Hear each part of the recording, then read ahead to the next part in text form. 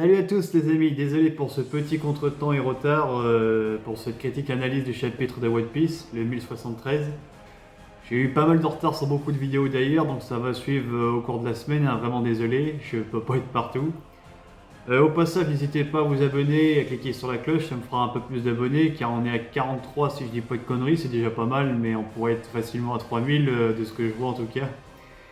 Donc voilà, sans plus attendre, on va commencer la critique analyse de ce chapitre. Alors, on est toujours dans la froide odyssée du Germa Double Six, le 29e épisode où on voit le docteur Vegapunk qui reçoit le prix Nobel de la paix pour l'invention, la GP Flower, je sais pas trop ce que c'est, mais bref.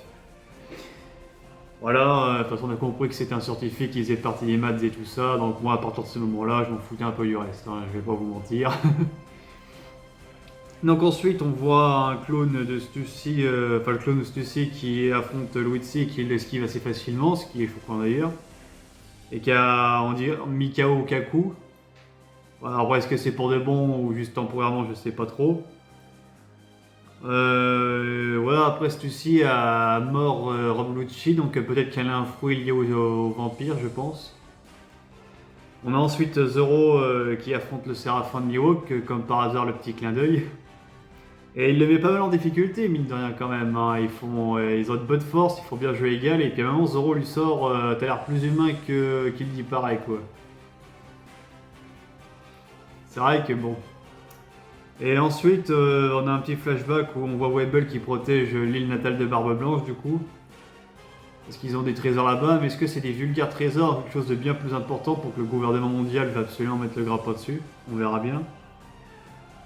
Ensuite, on voit la vraie Miss Bakin, du coup, avec son vrai descriptif à elle, comme quoi qu'elle faisait partie des Rocks et tout, que c'est l'original. Bon, ok, voilà, on avait compris.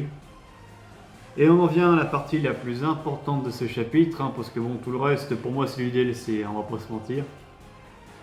On voit Kizaru qui est en direction de Egghead avec l'un des 5 doyens, le conseiller des 5 étoiles, quoi, la plus grosse instance du gouvernement mondial. On en voit un des 5. Alors du coup, celui-là qui vient, il s'appelle Saint Jai Garcia Saturne, si je prononce bien le nom.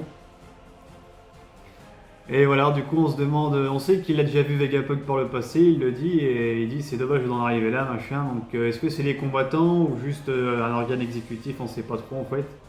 Mais là, on va en savoir un peu plus dans les chapitres suivants, je suppose. Et voilà, pour moi ce qui était le plus choquant dans ce chapitre, quoi. Voir carrément les conseils qui se déplacent. Et s'ils se déplacent, c'est que ça sent vraiment la merde, quoi. Voilà, voilà. Bon, je vous dis à très bientôt pour une prochaine vidéo, les amis. Ciao.